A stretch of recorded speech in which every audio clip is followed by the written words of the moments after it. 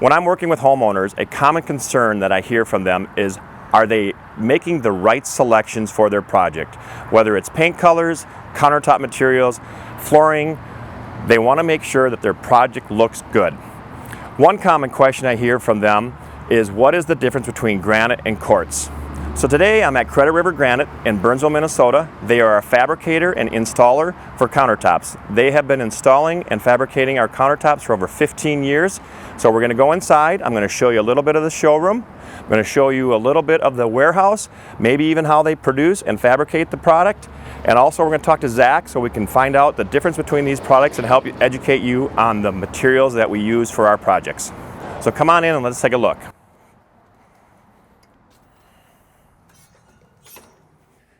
So this is the showroom at Credit River Granite. On this wall are all the different samples of granite.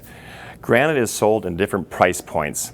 So if you can see on the price points, there's range 1, range 4, range 3. Those are the price points for countertop material for granite. A lot of homeowners pick granite. They're concerned when they pick granite that the product needs to be sealed. Sealing granite is not a big concern because it's a very quick process and you only have to do it maybe every 4 to 5 years, depending on how much you use the product. Over on this side of the showroom is the quartz material. There are a lot of different quartzes and a lot of different manufacturers. This product is made by Corian, and here are the different samples of some of their products. A lot of people like the quartz product because it does not need to be sealed. One question that homeowners ask whenever they're selecting their product is the edge detail for their countertops. Whether it's quartz or granite, there are different profiles that you can select for your countertops. At Credit River Granite, they have a display that shows you the different edge details, and we will help you pick which one you like the best for your product. I would like to talk with Zach. He can explain the differences between granite and quartz a lot better than I can, so let's go meet with Zach.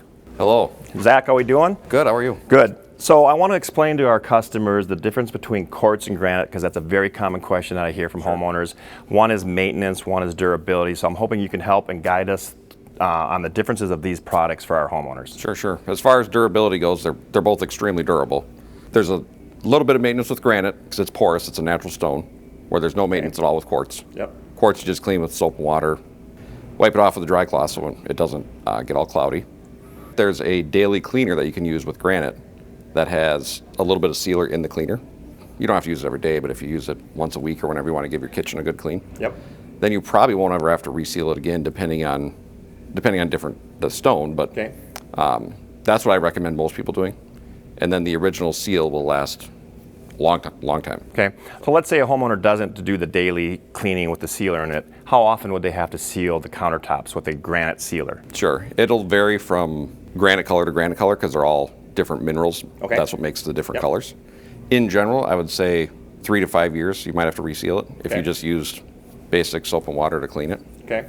So I know like some of the quartz materials, those manufacturers have kind of pushed that, sealing granite is a big deal. It's not a big deal. Not a big deal. Okay, not at all. Good. Because I know a lot of homeowners are like, well, I don't want to get involved in that because, it's going to be an hour and a half, job.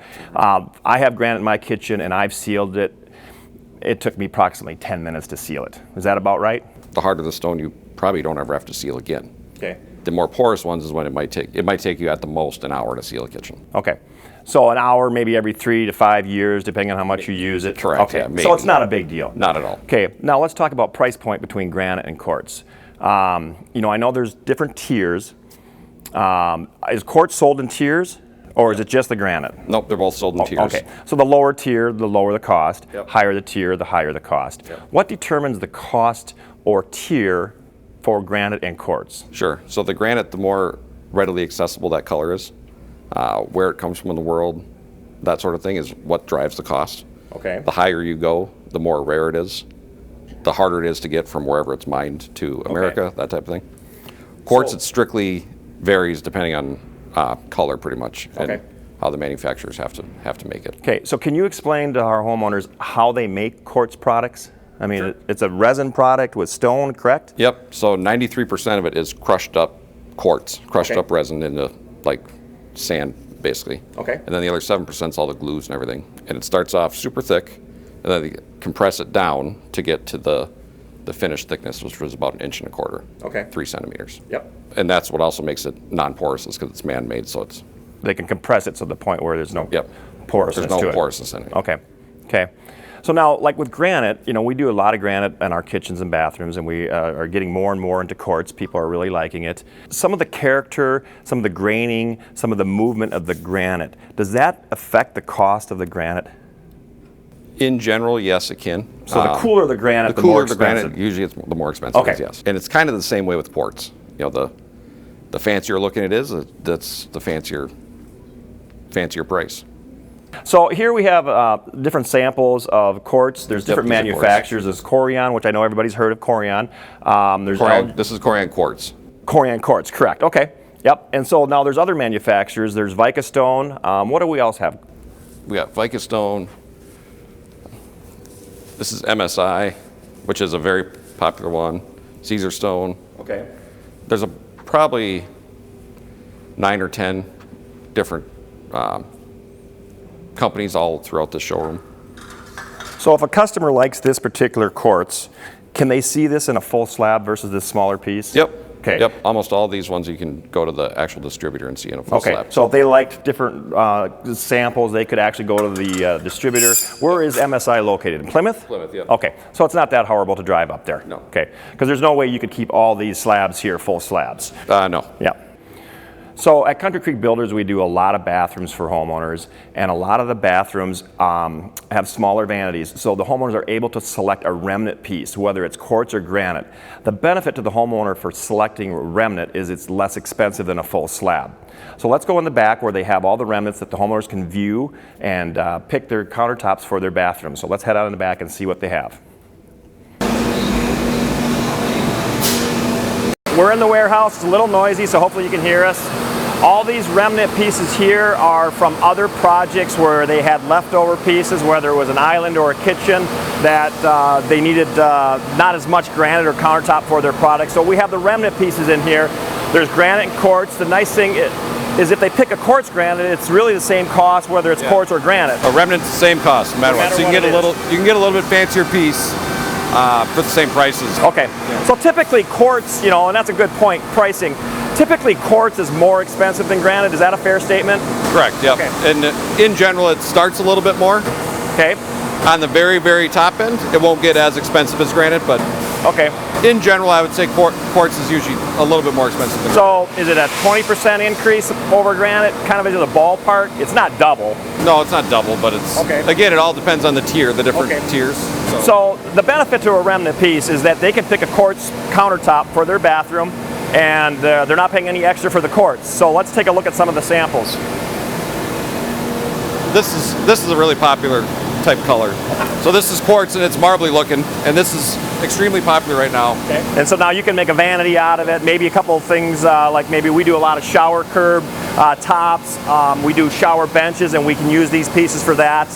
I noticed you got a lot of blue tags and pink tags on the countertop materials. Explain that process. Well, here's one right here for Country Creek Builders. Yeah, there is one. So the blue tag means it's sold for a job, so those are off limits.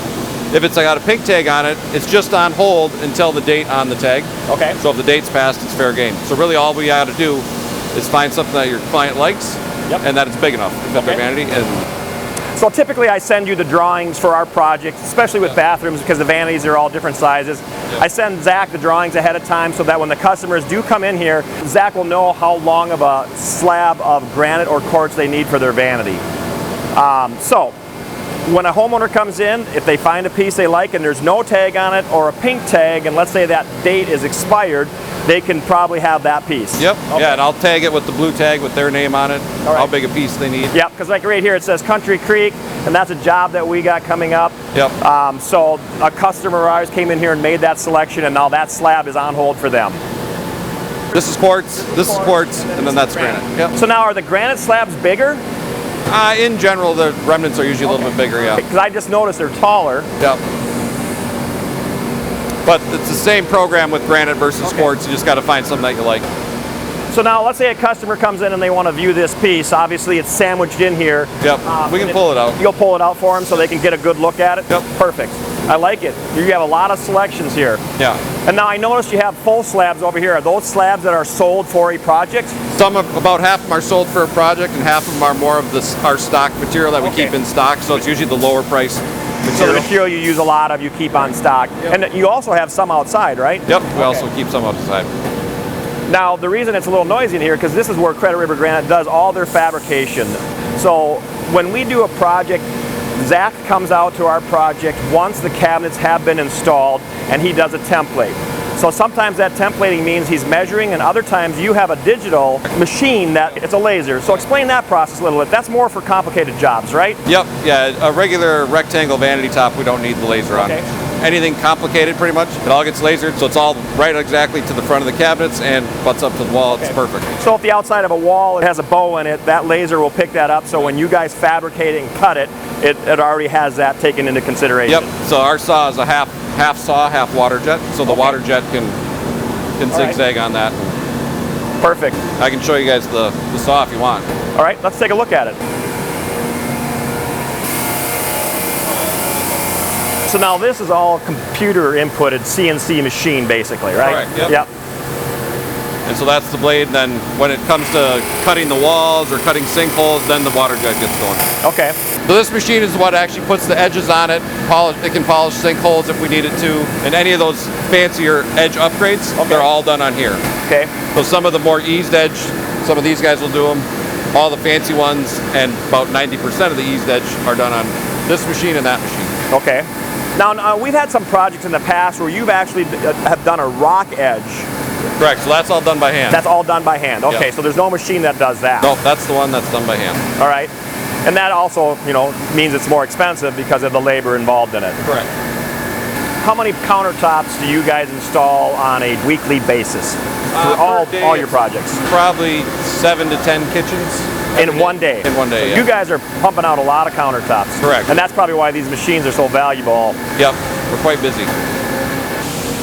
So now, you have slabs outside as well. Yep. Are those slabs that you brought in for jobs, or are they just part of your stock?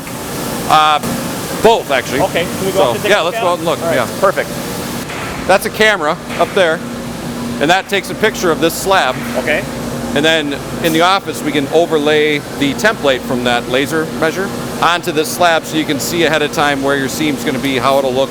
So one of our homeowners has picked out a slab, you've templated their countertops, you can import that template into your system and push that system, put the template on top of this slab, and the homeowners can come and view just to see how it will look. See how it'll look in their finished kitchen, and it's all done digitally on high-resolution computers. Okay. So let's say they say, I don't like this particular dark spot on this countertop. Yep. We'll try and avoid that. You try to avoid it. You can maybe shift it a little bit. Yep. Okay. Yep. Then they can see if they got a seam on like an L shape. They can see how the veining will all match up and stuff like that. Well, and that brings up a good point, because nobody wants seams in their countertops. Correct. But every countertop, like a kitchen, there has to be a seam. Usually there has to be a seam. And so you guys take a lot of pride in hiding your seams and putting them in the spot where it's the least obtrusive. Yep, exactly, Less noticeable, the better. Right. So now this is interesting. What are these pink lines on here? So these are fissures or cracks in the stone, if you can feel them in here. Okay. Yep. So when the stone comes in, our guys, the quality control guys, will go through, especially granite. It doesn't really happen with quartz, but granite, they'll go through and feel and look with flashlights and stuff like that and make sure that there's nothing we have to avoid. So this tells our designers that are laying out the slabs that they have to avoid this area because we don't want this. So you wouldn't put a countertop right through here because of this crack? Nope. Okay. So you got this area to use, but this is off limits. All right. Well, that's interesting. That's good to know. Yeah. This is the staging area for some of the slabs, whether it's granite or quartz, that Credit River Granite has brought in. So they deliver it here, and this is the staging area before they bring it into the fabricating warehouse. So you can kind of see some of the different slabs, and it gives you a real good idea of the size of these slabs. They're approximately, 105 inches long typically? Average like 120 by 60, so about 10 by 5. Okay. So that's why you obviously have to have seams. One is for the weight, two is for getting it into the job if it's too big, and then they only come so long. Yep, and with the size of some of the islands now, an entire slab can be an island. Okay. Yeah, we've had some slabs on our jobs where it's a 14-foot island, and I know there's seams in those, so perfect. So when our homeowners are working with us on the designing process for their project, one question that always comes up is, what do I pick first? Where do I go? How do I handle all these selections? Because that is a very big part of the project. At Country Creek Builders, we guide you through that. Typically, we like to select your countertops after your cabinetry. So in other words, we want to pick your cabinetry first, whether you're painting or staining your cabinets. And then we also want to get to the point where we pick the color of your cabinets, whether it's Dover white or it's a walnut cabinet with a different stain on it. We want to see what that countertop is going to look like on top of your cabinets. So we typically send homeowners with a color sample of their cabinets over to Credit River Granite, and then they can start looking at the different slabs. And you're not alone in this process.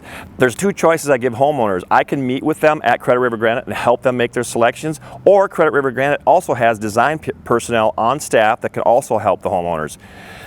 So they'll look at the slabs, pick which ones they like, and then they are put on hold for Country Creek Builders. Once the cabinets are installed, Zach will come out and template the countertops for that particular kitchen layout, and then we go through the process of doing the layout so that the homeowners can see it on the slabs with their camera system, and then they go into fabrication. Once the countertops have been completed, they're installed, the sinks are mounted, and then after that we do the plumbing finals. So I hope you enjoyed kind of getting a peek behind the curtains at Credit River Granite. Again, Dan with Country Creek Builders, 952-484-9812, or you can email me, dan@countrycreekbuilders.com. And I'm Zach with Credit River Granite, and our phone number is 952-890-4700, but you can also just get a hold of us through Dan. Well, I appreciate you showing us the warehouse and how they fabricate everything. Yeah. I think the homeowners really are going to enjoy seeing that. So yeah, thanks, Zach. Anytime, yeah.